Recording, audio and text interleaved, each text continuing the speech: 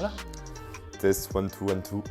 Test 1, 2, 1, 2. Oui, ta voix de podcasteur. Là. Exactement. Là, je t'entends. Ça y est. Exactement. Bon, on se lance. Salut Thibaut. Salut Rémi.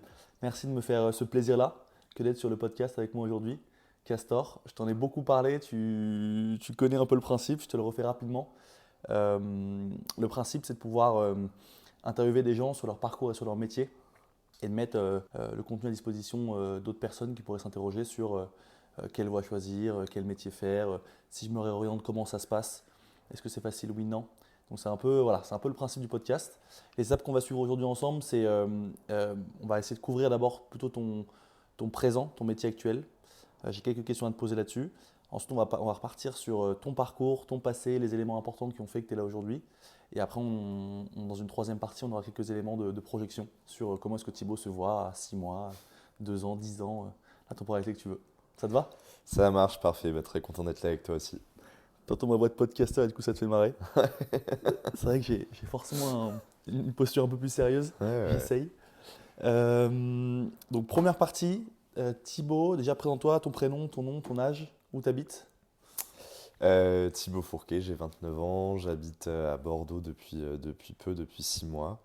Ok, J'étais sur Paris avant. très clair. Le poste que tu occupes aujourd'hui, c'est quoi l'intitulé du poste?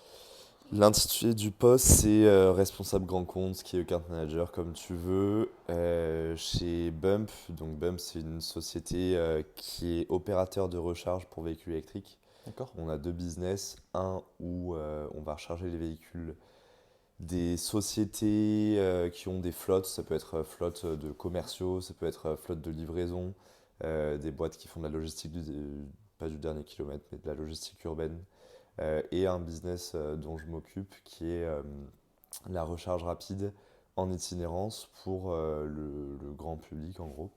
Et donc là où on installe des stations de recharge rapide sur des partenaires fonciers, souvent c'est des supermarchés, des retailers, à destination des utilisateurs de véhicules électriques. Donc plus des professionnels, parce qu'on a des flottes captives de véhicules électriques de professionnels qu'on essaie d'orienter vers notre réseau, mais n'importe qui peut y aller. Donc toi, si tu as une voiture électrique demain, tu peux y aller. Très clair.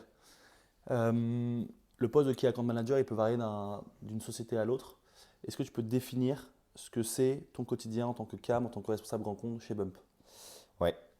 Alors, c'est la mise en place de partenariats stratégiques avec des entreprises qui ont plusieurs sites en France fonciers et sur lesquels nous, on identifie un potentiel de recharge pour des utilisateurs, donc un fort potentiel de recharge. Et donc, ça peut être créer un partenariat au début avec des enseignes de grande distribution, comme ça peut être Intermarché, Leclerc, Super U, au niveau national, pour qu'après, il y ait des sales terrain qui aillent démarcher chaque propriétaire de supermarché en leur disant voilà, on est référencé parce que notre solution elle vous apporte ça, ça et ça, sous telles conditions, on aimerait installer des bornes chez vous. Et ça peut être aussi faire un deal en direct avec une société qui a 30 sites en France et dire voilà, sur ces 30 sites, moi j'aimerais en équiper 15 sous telles conditions, sur tel planning, etc. Et où là, du coup, je m'occupe de l'entièreté du deal. Très clair. Est-ce que tu peux citer 1, 2, 10 avantages, quelques inconvénients au métier de CAM que tu exerces chez Bump aujourd'hui? Ouais. Je te prends un peu par surprise. Des inconvénients au métier de cam? Non. Enfin, je vois pas un inconvénient par rapport au métier de sales en général. Après, tu peux prendre les inconvénients du métier de sales qui sont que à un moment, tu lâches le projet au moment du déploiement et où tu dois passer la relation client à une autre équipe plus ops. Mais non, je vois pas un gros désavantage. Très clair. Ok, il n'y a rien qui te vient. Très clair. Et les avantages? Côté plus-value du poste, ce que ça t'apporte, est-ce que par exemple, dans ta volonté d'être en contact avec les clients finaux, ça te permet d'avoir de l'humain dans ton quotidien? Est-ce que c'est aussi beaucoup de visibilité? Est-ce que c'est un métier qui est très chiffré? Donc ça te permet d'être guidé aussi au quotidien dans ce que tu dois faire, dois atteindre. Ça peut être ça les avantages.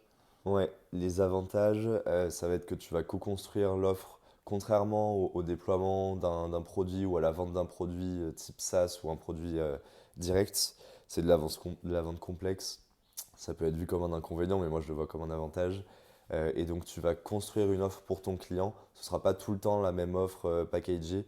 Tu auras à chaque fois besoin d'adapter ton offre, d'adapter le nombre de bornes que tu vas mettre, le type de rémunération de ton partenaire, euh, plein de choses, la puissance, etc.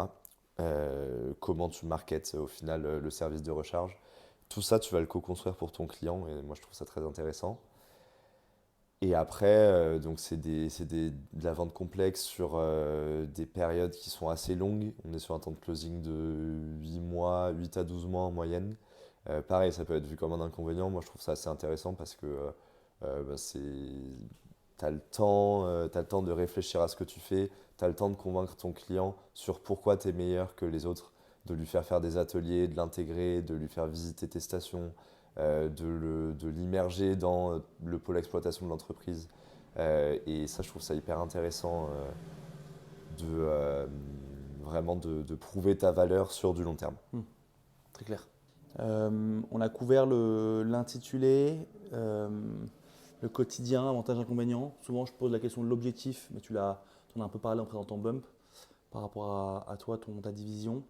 Est-ce qu'il y a quelque chose par rapport à ton métier que tu veux rajouter avant qu'on passe à la phase 2, plutôt sur ton parcours? Est-ce qu'il y a des éléments qui sont importants à savoir sur le métier que tu exerces chez Bump? Peut-être pas directement lié avec mon métier, mais lié plutôt au contexte d'être dans une société comme Bump. Quand je suis arrivé, donc j'étais le 9 ou 10e CDI. Aujourd'hui, on est une centaine en 2 ans. Et le fait d'avoir été le 10e et d'avoir rejoint une boîte qui était assez petite et qui avait vocation à scaler et à grandir, ça m'a donné beaucoup de liberté dans les tâches que j'ai fait chez Bump.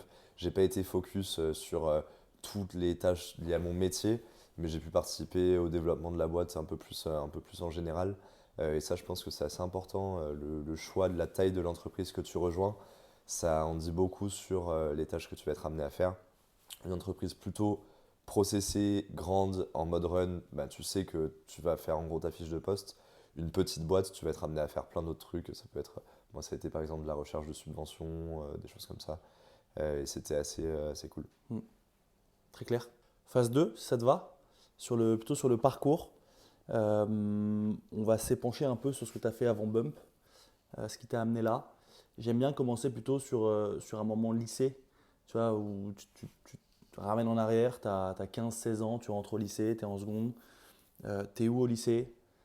C'est quoi les questions que tu te poses? C'est quoi la première orientation que tu fais dans ta vie, à savoir quelle matière tu vas travailler en première et en terminale, quelle école tu vas viser ensuite. Donc essaye de refaire un peu ce parcours-là et au fur et à mesure, j'essaierai de te poser des questions pour qu'on creuse, si ça te va.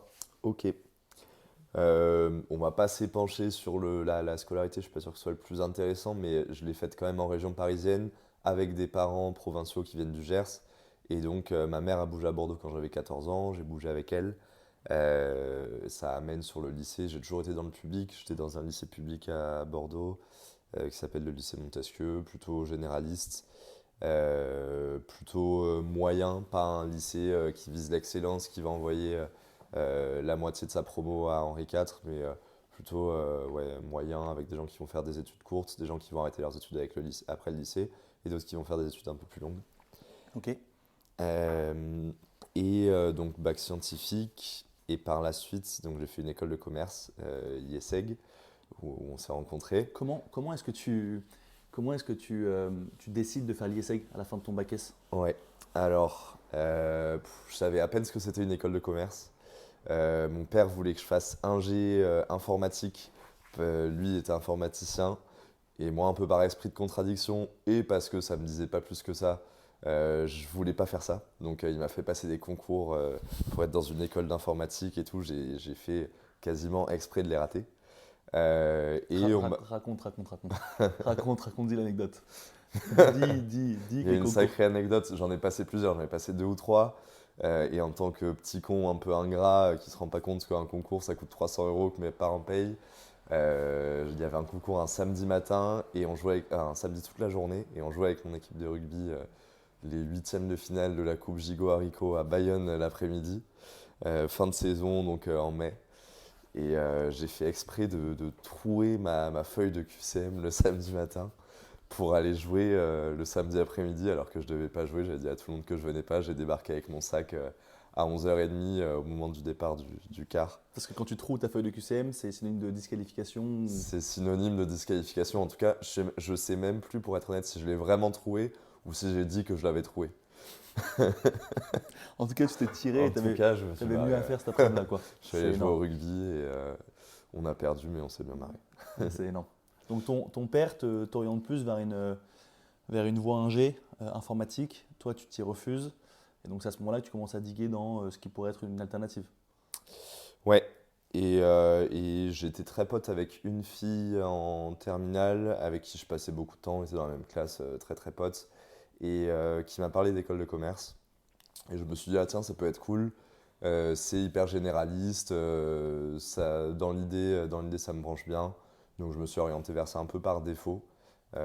Sinon, j'avais visé fac d'éco, fac de droit et une prépa.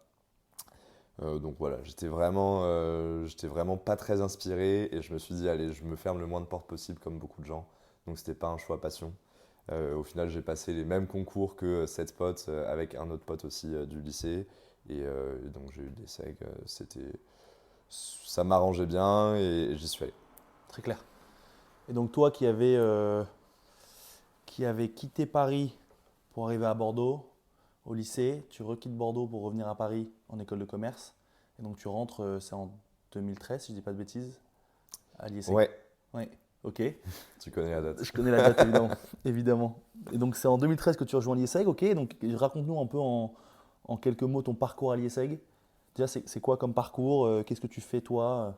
Tes expériences associatives, tes départs à l'étranger, les Ouais. cours que tu suis? Alors déjà, j'arrive un peu dans un monde que je connaissais pas à l'IESEG, qui est le monde, c'était assez, donc école de commerce à Paris, donc un monde parisien que je connaissais pas, que j'avais jamais côtoyé, parce qu'avant en région parisienne, j'étais en banlieue, ça ressemblait pas vraiment à Paris, à ce que j'ai découvert à l'IESEG.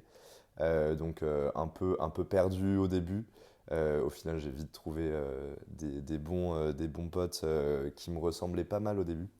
Deux potes avec qui je passais beaucoup de temps qui me ressemblaient pas mal, qui avaient un peu le même parcours. Donc c'était assez facile de se rassembler. Euh, et, euh, et à l'IESEG, donc j'étais un élève ok, plutôt des bonnes notes, pas excellentes. Ça reste un parcours généraliste. Niveau asso, j'ai participé à plusieurs assos. Je me suis investi beaucoup au bureau des sports avec le rugby. Après, j'avais fait une liste bureau des étudiants parce que mes potes la faisaient. Hmm. Voilà, échange à Vinus. Donc, j'étais pas au top de la promo, mais j'étais quand même j'étais dans la médiane, quoi, dans la moyenne. Oui, une belle moyenne. Rappelle-nous. Mi-promo, Rappelle- mi-promo, rappelle- 320. Ça part à Vinus avec un pote pendant un an. Donc voilà, pas la destination la plus en vogue, mais une belle découverte. Et je me suis investi, ouais, tu parlais de vie associative, beaucoup au bureau des sports, beaucoup dans le rugby tout au long de mon parcours à l'IESEG. Ça a été un peu un fil rouge de ma vie, le rugby, et ça allait rester à l'IESEG. J'ai rencontré des bons potes aussi au rugby à l'IESEG. Et après, master, j'ai fait finance, pareil, un peu pour être généraliste, je savais pas exactement quoi faire. J'étais bon en analyse, en chiffres. Enfin, j'étais à l'aise avec les chiffres, donc finance c'était plutôt naturel. J'ai commencé par faire de l'audit avec toi au Luxembourg, en me faisant traquenarder dans un stage au Luxembourg parce que, euh, parce que vous aviez besoin de valider des trucs à l'étranger. Moi, je me suis dit, j'y vais. C'est vrai que t'avais pas. Attendez-moi. T'avais aucune Moi, obligation j'avais toi à tout partir. validé à l'étranger déjà. J'avais fait des stages à Madrid, à Shanghai et tout. Et donc, bonne première expérience EY au Luxembourg. Pas fan de l'audit, mais je pense que c'était un bon truc à mettre sur le CV au début. Ça reste encore une fois généraliste et c'est pas une mauvaise école. Donc là tu as 22 ans et tu sais toujours pas ce que tu veux réellement faire dans ta vie. Ouais, aucune idée. Aucune idée. Aucune idée. Je me lance dans l'audit parce que j'ai fait un master finance, donc ça me semble plutôt logique. Je sais que c'est un secteur qui recrute beaucoup. Moi, je viens d'un milieu où mes parents étaient cadres, mais pas top cadres, et donc où il y a toujours eu l'angoisse de il faut que tu trouves du travail après, tu dois trouver du travail. C'était le truc qui guidait tout le temps mes études, qui guidait mon père dans tu vas faire de l'informatique. C'était parce qu'il y a beaucoup de travail dans l'informatique, Et donc, ça te permet de sécuriser un truc. Donc pour moi, l'audit, même sans le vouloir, c'était un truc qui me permettait de sécuriser un travail parce que ça recrutait beaucoup et que j'avais le profil puisque je venais de faire des études qui étaient en rapport avec ça. Très clair. Et qu'à l'époque, effectivement, en sortie d'école de commerce, on nous incitait aussi beaucoup à aller chez les Big Four Oui, et à rejoindre du coup, une carrière d'auditeur qui était assez bien comment dire, jalonnée. ouais, C'était assez clair dans l'année, dans les 3 ans, dans les 5 ouais, c'est ans, les très postes qu'on avait. scolaire. Ouais. C'est comme évolution et tout, c'est comme si tu passais des classes en audit presque. Donc voilà, 6 mois, et au final, je parle à des gens qui me parlent un peu du conseil. Je me dis, ok, pourquoi pas, le conseil, ça a l'air d'être un peu comme l'audit. Pareil, ça recrute beaucoup, mais avec un scope un peu différent, des projets différents, et ça me va bien. C'est pas que de l'analytique et de la vérification. Euh, et donc, je postule chez Wavestone, conseil en énergie. Je connaissais pas grand-chose à l'énergie, mais je me disais, allez, transition énergétique, c'est quand même un sujet qui a l'air de me parler. C'était avant, je pense, le gros boom de la transition énergétique 2018. Enfin, on entendait moins parler qu'aujourd'hui, en Hmm. tout cas. Je me suis dit, allez, cool, énergie renouvelable et tout, ça me dit bien. Avec un petit volet tech que j'avais pas, mais qui me paraissait intéressant. Et donc, j'arrive chez Wavestone. euh, Sep- et T'arrives quand chez Weston Exact? septembre 2018. Ok. Septembre 2018. Et première mission, mission sur, c'était une étude sur le développement de la mobilité électrique en France pour 5 gros industriels de l'énergie. C'était Enedis, Volkswagen, enfin Énergie Auto, Bouygues Énergie et Services, Schneider et EDF. Donc hyper intéressant. J'étais le plus junior sur l'étude, c'était une étude stratégique, donc pas le cœur de métier de Wavestone et tout, mais ça m'a vraiment bien plu. Le sujet m'a plu. J'avais à peine entendu parler de véhicules électriques dans ma vie avant, et là, d'un coup, je me découvre une passion pour la mobilité électrique parce que c'est un truc qui est juste avant son plein essor et qui est une solution pour moi qui est assez viable pour la décarbonation des transports, d'une partie des transports en France. Donc ça me parlait bien. Je bosse dessus pendant 6 mois, je fais une autre mission, j'ai été commercial après, j'ai continué de m'investir en interne pour développer le sujet mobilité électrique et pour gagner des missions sur ce sujet. Mais j'en avais pas forcément. Ils m'en donnaient pas forcément parce qu'on n'en avait pas énormément. En conseil, il faut que la mission elle corresponde à ton profil, te vendre aux clients et tout. Donc je t'ai identifié sur ce sujet, mais pas mobilisé dessus. Donc Euh, c'était plus une question de pipeline d'opportunités. Il n'y avait pas hmm, seulement d'opportunités, de conseils sur cette thématique-là pour que toi tu puisses être staffé dessus. ouais, C'est ça, ok. exactement. Et donc toi tu contribuais du coup au fait d'aller vendre de nouvelles missions. Comment ça se passait Ouais, à ce moment-là? ouais. Alors assez vite chez Wavestone, au bout de 8-12 mois, on m'a proposé d'être commercial, de faire une mobilité interne pendant un an en gros. Ça ressemblait un peu à un gradué de programme, mais donc d'être commercial pour Wavestone, account manager pour Wavestone, et donc de développer un compte chez Wavestone, donc de faire des propals, d'emmener les bons interlocuteurs pour gagner des missions, de présenter des consultants en soutenance, etc., de prospecter. Euh, donc j'ai fait ça pendant un an, ça m'a assez plu. Et quand je suis revenu en tant que consultant, après cette année, euh, j'ai mis à profit du coup ce que j'avais appris sur le commercial pour développer la BU mobilité électrique, enfin l'offre mobilité électrique de Wavestone. En faisant un peu de prospection, en faisant des rendez-vous commerciaux et en participant du coup dès qu'il y avait une propale, je bossais dessus, etc. Très clair. Ok.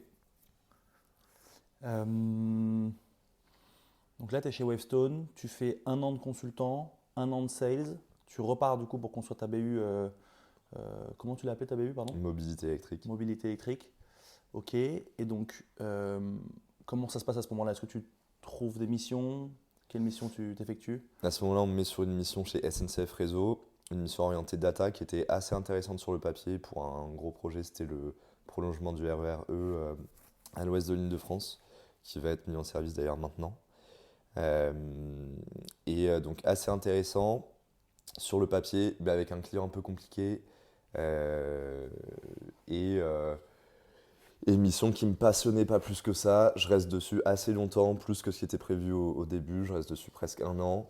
Je sors de cette mission et là on me propose une mission euh, de réorganisation RH Pourquoi, chez Total. pourquoi est-ce que tu sors de la mission déjà? Parce que j'en avais marre, du coup je demandais à changer. Donc je sors, j'étais en dispo Et là, on me met sur. Enfin, j'ai 2-3 opportunités sur des sujets qui m'intéressent, ça le fait pas, on ne gagne pas la mission. Et on me met, donc au bout d'un moment, on me dit, bon, bah, on a essayé de te mettre sur un truc qui te faisait kiffer. Maintenant, en fait, il faut qu'on te vende, donc il faut qu'on te mette sur une mission où tu vas être facturé. Ce qui est normal, c'est le jeu. Et là, on me met sur une mission qui me plaisait pas du tout, pour une boîte qui me plaisait pas du tout. Je l'avais remontée. Euh, et donc, je décide de démissionner. Tu démissionnes quand exactement? Je décide de démissionner en mai 2021, je pense. Ouais, mai Ok. 2021. Et Euh, tu démissionnes avant ou après l'émission? je démissionne en même temps. Je dis que je démissionne au moment où je vais commencer la mission. Du coup, je la commence pas vraiment. Et quand tu dis, juste avant, tu disais, on a essayé de me staffer sur des sujets qui me plaisaient, ça l'a pas fait, donc là on me staffe là où on peut. C'est le jeu. C'est quoi le jeu? Le jeu, tu es dans un cabinet de conseil, tu es une ressource que le cabinet paye, et le modèle d'un cabinet de conseil, c'est de vendre des jours hommes de consultants. Et donc, si t'es pas staffé sur une mission, le cabinet te paye toi, paye ton salaire, mais n'a pas de revenus parce que t'es pas vendu sur un projet, t'es pas facturé à un client. C'est le même fonctionnement en audit, et donc tu deviens une charge et un poids mort pour la boîte si t'es pas staffé. Donc le jeu, c'est ben, ton manager et ton plan de charge, ils font en fonction de tes appétences sur les sujets. Au moment où tu es dispo, ils essaient de te placer sur les sujets qui t'intéressent, de te trouver une mission qui va te faire kiffer. Mais s'il n'y en a pas et s'ils n'y arrivent pas, bah, ils doivent quand même te mettre sur une mission. Donc ils vont te mettre sur un truc qui te plaira un peu moins, mais sur lequel tu seras facturé et où tu peux toujours apprendre plein de choses en réalité. Mais à ce moment-là, moi, je me suis dit, ok, c'est pas le modèle qui me convient. Le conseil, je crois que c'est plus pour moi, et donc je pars, quoi. Et donc ce que j'entends, c'est qu'à ce moment-là, ta décision elle est plus drivée par une non-volonté de travailler pour Total sur un sujet qui ne t'intéresse pas que par un désir de faire autre chose. Non, c'était un peu les deux. Ok? Un peu les deux. Si j'avais eu une top mission, je serais peut-être resté pour le projet, parce que le projet m'aurait intéressé. Mais là, le fait de ne pas choisir justement le projet sur lequel tu vas travailler, d'être aussi externe à la boîte de ton client, et donc au final de travailler pour les intérêts d'une société qui n'est pas la tienne.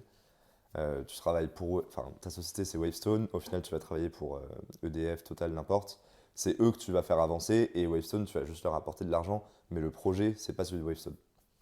Et ça me plaisait plus trop, je crois.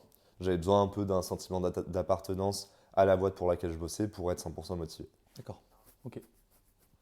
Et donc tu fais quoi à ce moment-là? À ce moment-là, j'ai une opportunité de taf qui est cool chez Leclerc pour un poste pour diriger l'activité mobilité électrique de Leclerc. C'était un poste qui était un peu pour lequel j'avais pas forcément les épaules, mais je me dis, allez, je tente, j'arrive dans le dernier tour. Au final, c'est un autre candidat qui est pris. Je comprends tout à fait pourquoi. Il avait 6 ou 7 ans de plus d'expérience que moi, et plus les épaules pour ce poste. Et donc, je me suis dit, si j'ai pas ce poste, je pars surfer pendant un an. Je sais pas encore où, mais je pars surfer. Tu es resté en contact avec Leclerc pour voir comment le poste et la personne avait évolué? C'est marrant maintenant, le mec qui a pris le poste, c'est un de mes prospects. Et je le rencontre régulièrement. Excellent. Ok. C'est ma petite question par rapport à Leclerc. J'avais oublié effectivement cette étape-là de ta vie. Finalement, c'est plutôt une bonne chose que ça ne soit pas fait. Ouais, Parce que du coup, tu te dis option A Leclerc, option B voyage. voyager, un an de surf. Et donc, tu vas où? Donc je démissionne. C'est la période où je commençais à pas mal surfer et où ça me plaisait bien. Et donc je décide de partir au Costa Rica et plus généralement en Amérique centrale. Je trouve un petit taf de barman dans un surf camp au Costa Rica pendant 3-4 mois. Je me dis, je bosse 3-4 mois et après je bouge un peu en Amérique centrale. Donc je pars au Costa Rica, expérience de barman. Pourquoi? Parce que j'avais aussi, en plus du surf, une passion cocktail qui était née un peu pendant le confinement. Chacun faisait ses petits trucs pendant le confinement. Moi, c'était les cocktails. Je me suis pas mal formé sur ça. Je regardais pas mal de tutos, de recettes un peu sympas et tout. Et donc, ça me plaisait bien. Et là, il se trouve que le poste de barman, en fait, c'était mon bar. J'étais tout seul dans un surf camp. Donc, je pouvais faire exactement ce que je voulais, changer la carte et tout. C'était assez cool. Et donc, je pars faire ça. C'était pas du travail acharné, c'était pas le but. Le but, c'était de profiter, de surfer et de faire 2-3 cocktails quand même.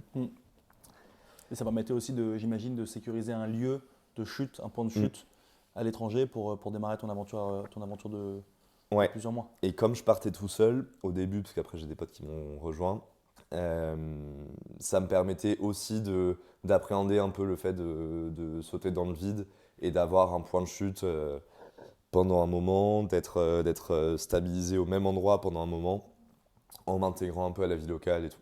Parce qu'on précise quand même que le point de chute, il s'appelle La Pointe, à Santa Teresa au Costa Rica. La Point à Santa La Teresa, Pointe, exactement. pardon, que c'est parmi les meilleurs surf camps. Ils ont un réseau mondial de Ouais, surf ils ont camp 7 surf camps, 7 d'échelle surf camps. mondiale. Ouais. Et que tu es sur un spot de surf quand même exceptionnel. Et donc ça cochait quand même pas mal de cases, quoi. La capacité d'avoir un point de chute, un bon surf camp, un environnement sympa, un spot de surf avec des vagues qui déroulent de manière consistante toute l'année. Donc c'est effectivement bien. Et puis tu avais cette passion cocktail que tu pouvais réaliser aussi là-bas. Donc c'est cool. Ok, donc pas mal de cases que tu allais cocher à La Pointe en y allant. Et donc tu fais 3-4 mois et après, qu'est-ce que tu en tires de 3-4 mois? Quand tu sors de La Pointe, tu te dis quoi? Tu t'en tires quoi? Qu'est-ce que j'en tire? Alors déjà, c'était pas si tranquille que ça au final comme taf parce que tu as quand même 38 ou 40 guests toutes les semaines qui ont des attentes qui sont hautes. Et donc tu as un peu de pression au niveau du boss du surf camp qui lui veut que tout soit nickel parce qu'effectivement ils ont une certaine réputation. C'est une clientèle assez exigeante, c'est beaucoup de pays nordiques. C'est un surf camp qui est très connu en Suède, au Danemark, en Norvège. C'est assez cher. Donc il faut quand même délivrer un truc d'assez bonne qualité. Hmm. Et donc c'était moins détente que ce que j'imaginais. Mais ça l'était quand même bien, hein, puisque mon job c'était à moitié barman et à moitié faire du social, être là avec les guests, faire en sorte qu'ils se sentent bien et tout. Hmm. Et intéressant, j'en tire, j'ai appris pas mal déjà sur les cocktails, ça m'a fait bien progresser sur gérer un bar de manière pro, sur l'approvisionnement des stocks, etc. Sur la façon d'interagir quand tu es, entre guillemets commerçant et que tu vends un produit que tu fais toi-même. C'était assez sympa. Hmm. Ça m'a inspiré d'ailleurs pour peut-être pour d'autres projets dans un futur moyen et voilà. Ok. Et donc tu finis ton expérience. Donc là, si on te rappelle un peu des dates, mai 2021, tu démissionnes. Tu pars quand? Je pars en fin octobre, début novembre. D'accord. Il se passe quoi dans l'entre-deux, entre mai et octobre? C'est juste la période de préavis? Ouais, préavis, oui, Période de préavis. préavis, période Ouais, d'été. je démissionne, Ok. je pense, en juin au final, et donc je finis en octobre avec les congés et tout. Octobre, tu pars, tu vas jusqu'à à peu près février. Ouais, Au Costa Rica, Santa Teresa. Et après, tu commences à bouger. après je commence à bouger, je remonte en Amérique centrale, Nicaragua, Salvador, je fais un petit stop à Puerto Rico, et Toujours avec ce fil rouge de surfer. toujours avec ce fil rouge de surfer, quelques randos, mais tous les jours, tous les matins, il y a du surf. Et quasi tous les soirs. Et pourquoi le surf t'a tant piqué? Je sais pas pourquoi ça m'a tant piqué. En mai, on était parti, donc juste avant que je démissionne, on est parti avec deux potes en surf trip au Portugal, justement, dans ce même surf camp La Point. C'est comme ça que j'ai eu les contacts pour y bosser. Et, euh, et c'est le moment où j'avais envie de mieux surfer. Et je sais pas pourquoi ça m'a tant piqué, mais je me sens bien quand je surfe. C'est un truc qui est assez sain. Tu dépenses de la bonne énergie et la sensation est vraiment addictive. Je sais pas comment la décrire, mais c'est vraiment addictif. Quand tu commences à savoir surfer, c'est addictif. On dit souvent que enfin, il y a beaucoup de surfeurs. C'est un peu, on en pense qu'on veut de cette phrase-là, mais qui disent c'est plus qu'un sport, c'est un lifestyle, le surf. Ça apprend beaucoup de choses aussi sur la vie de manière générale. Mm. Est-ce que tu es en accord avec cette phrase-là? Ouais, c'est un peu vrai, sans trop rentrer dans les clichés, mais je pense que c'est vrai parce que mine de rien, tu es très proche de la nature. Et donc ça t'apprend déjà à respecter la nature, respecter les océans, la plage, etc.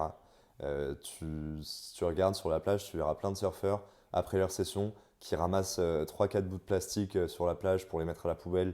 C'est un peu des clichés, mais c'est assez vrai et c'est un truc où il faut de la patience parce que la vague, elle n'arrive pas tout le temps. Il faut être bien placé au bon endroit au bon moment. c'est assez exigeant. Et donc, quand finalement tu as une bonne vague, ben, tu es obligé d'être reconnaissant de ce que tu as reçu. Et après, ouais, je pense que c'est pour ça que c'est un lifestyle. Et aussi, surtout, parce que si tu veux vraiment surfer, il faut être motivé, il faut être déter tout le temps, il faut regarder les conditions, il faut être flexible, faut pas avoir peur de te lever tôt, faut organiser ta vie autour du surf en fait, si tu veux vraiment surfer. Donc tu as une passion mobilité électrique, une passion cocktail, tu as une passion surf maintenant, ça fait 3 passions si je compte bien. Ouais, Tu continues cette passion-là pendant les 8 mois qui suivent, en ouais. montant par les pays que tu m'as cités. Tu cites peut-être pas le dernier pays, c'était le Mexique, ouais. Mexique. Je Ouais. finis le trip au Mexique avec une pote que j'avais rencontrée au Portugal, une pote hollandaise qui me rejoint pour la fin du trip. Et c'est elle qui m'avait donné l'idée de voyager. C'est elle au début qui voulait partir au Sri Lanka pendant 6 mois. Et je me suis dit, ah, mais ça peut être pas mal ça comme truc. C'est elle qui m'avait donné l'idée de voyager. Ouais. Et aujourd'hui, on a presque l'impression que c'est devenu mainstream de s'arrêter, de voyager, de reprendre plus tard une activité en se disant, bon, Mm. on verra. T'as quand même commencé dans ton discours par dire mon père voulait se rassurer en disant fais de l'informatique, tu trouveras un métier. Moi, j'ai voulu un peu rassurer en disant je fais de l'audit, tu auras un métier. Là, tu pars à l'étranger, tu n'as pas de métier. Ouais. Qu'est-ce qui se passe à ce moment-là Ouais, c'était moi, enfin, au moment où je l'ai fait, moi, c'était pas si mainstream. J'avais un de mes potes de Bordeaux, je crois, qui l'avait fait, qui était parti en Australie. Mais sinon, j'étais un peu un des premiers à faire ce move, à démissionner, à partir sans filet de sécurité à l'étranger. Avec mon seul filet de sécurité, c'était enfin, les économies que j'avais fait du coup chez Wavestone. Mais c'était aussi effectivement en gros désaccord avec ce que mes parents ont toujours voulu que je fasse. Et donc pour moi, c'était pas mainstream au début, c'était pas anodin. C'était une décision qui n'a pas été facile à prendre. Mais à partir du moment où je m'étais dit, ben, soit j'ai un job que je veux, soit je pars. Vu que j'ai pas eu le job, j'avais pas le choix que de partir. Et je me suis dit, allez, c'est bien, ça va me mettre une petite claque, quoi. hmm, hmm. Ok, c'est vrai qu'on rencontre tellement de gens qui voyagent aujourd'hui qu'on a l'impression parfois que c'est mainstream. Euh, Il y a quand même de plus en plus de personnes qui passent le pas. Mm. Euh, Mais c'est vrai, quand on regarde dans nos familles, amis proches, il n'y en a pas tant que ça Il y en a pas finalement. tant que ça, Et toi, tu étais le premier ou parmi les premiers à le faire, ouais. Et c'était en 2021. ouais. Ouais. Donc c'était un petit moment déjà, ouais. Il y en a beaucoup qui y pensent aussi, sans jamais trop se lancer, pour les raisons qu'on a évoquées. Parce que quand tu n'as pas de filet de sécurité, ça peut faire peur. Euh, Est-ce que toi, tu t'as regretté à un moment donné le fait de partir à l'étranger? Est-ce que à un moment donné, Non, pas du tout regretté. Ça m'a, je pense, pareil, sans rentrer dans les clichés, mais ça m'a pas mal fait grandir. Quand tu te retrouves à l'autre bout du monde un peu solo, ben, il faut sortir de ta zone de confort. T'as pas le choix. Ça m'a fait découvrir plein de trucs sur moi, sur ce que j'aime, sur comment je veux vivre, sur comment les autres vivent aussi, sur d'autres moyens de penser que celui qu'on connaît très bien et auquel on a été éduqué, qu'on nous a un peu martelé, que ce soit à l'école ou pendant nos études. qu'est-ce qu'on connaît très bien? C'est quoi le. Je sais pas ce qu'on connaît très bien, mais c'est un peu le truc de mes parents il faut un emploi, un job stable qui paye quoi. Et donc ouais non, zéro regret. Ça, ouais. Ok. À un moment j'en ai eu, je sais pas si j'en ai eu marre, mais je me suis dit ok, faut que je retrouve un projet qui va m'occuper, qui est plus que le surf. Genre le surf, c'était trop cool, j'avais envie de continuer, mais j'avais plus envie de faire que ça.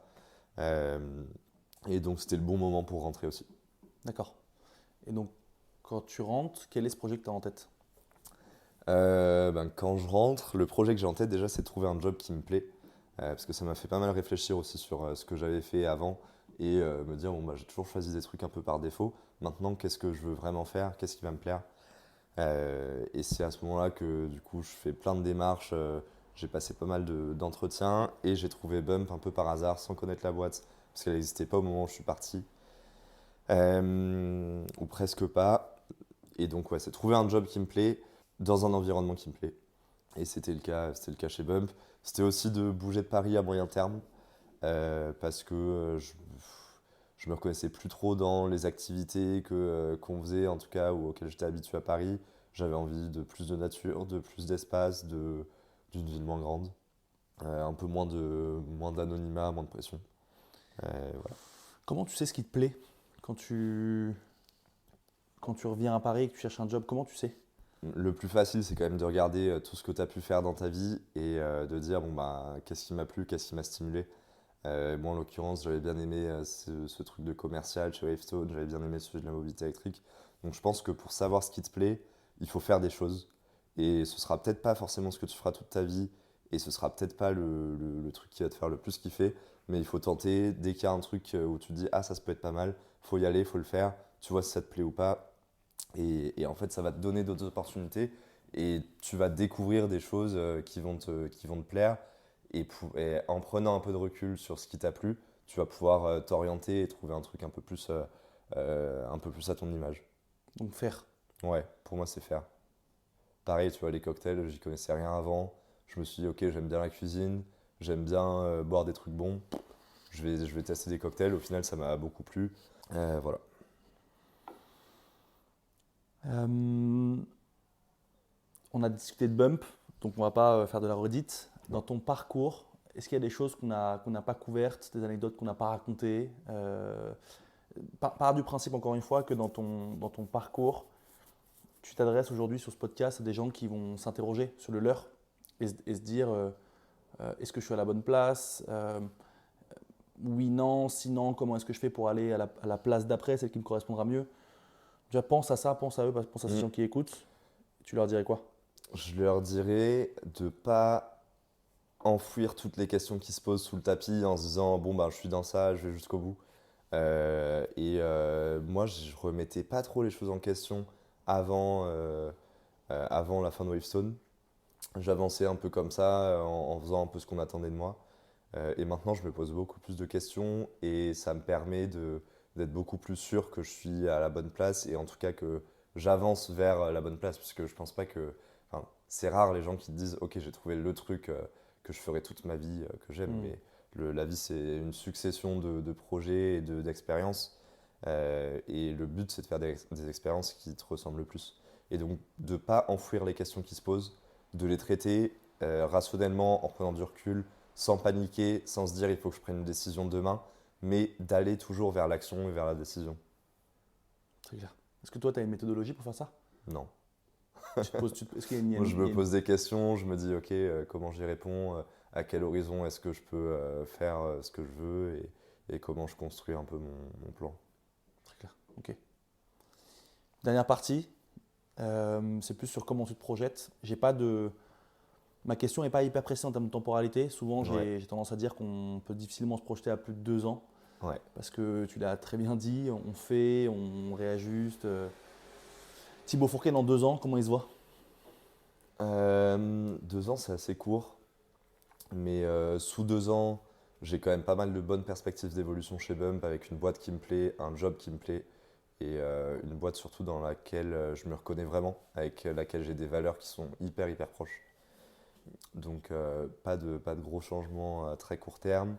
Mais moyen terme, pourquoi pas sortir un peu plus encore une fois, de ce que je connais, donc en ce moment de l'univers des startups et même des jobs tertiaires, bureaux un peu classiques comme on les connaît, pour peut-être monter un projet moi-même avec, je sais pas encore ce que ce sera, mais soit un lieu de vie, voilà, soit une activité que je trouve un peu plus ludique, soit autour des cocktails, soit autour d'autres choses. Mais ouais, pourquoi pas monter ça. On aura l'occasion de te réinterviewer du coup si tu lances ça. J'espère. Si tu lances ça, mais c'est un horizon qui va au-delà de 2 ans, du coup, si je comprends bien. Ouais, Ok, au-delà de 2 ans. très bien. Peut-être 5 ans. Top. Un dernier mot que tu veux adresser aux gens qui nous écoutent ou que tu veux ajouter par rapport à ce que tu as dit? Ou est-ce que tu as le sentiment qu'avec ces 3 phases, on a couvert le principal? Ouais, je pense qu'on a couvert le principal. Merci pour tes questions. Et, euh, Est-ce que les gens et peuvent. ouais, les gens qui se posent des questions, faut jamais se dire je me pose trop de questions en fait. Toutes les questions, elles sont bonnes à se poser. Faut aussi être conscient de la chance que tu as au moment T d'avoir tous les avantages que tu as si tu as des avantages ou d'être entouré comme tu l'es. Et faut se poser des questions sans remettre en question tout ce que tu fais. Mais il faut se poser des questions sur son futur et je pense que ça c'est bien. Est-ce que les gens peuvent te contacter? Bien sûr. Trop cool. Sur LinkedIn, Très bien. n'importe quel réseau. Si demain on lance une petite plateforme, il y a ta petite tête qui s'affiche, Bien sûr. ton petit post, ton petit parcours, ton petit audio, et ils pourront cliquer et te contacter. C'est une idée que j'ai de développement après ce podcast. Trop bien, ok. Bah écoute, merci Thibaut pour ton temps. Merci Rémi. À plus tard. À Cheers. plus. J'espère que ça a enregistré. C'est oui.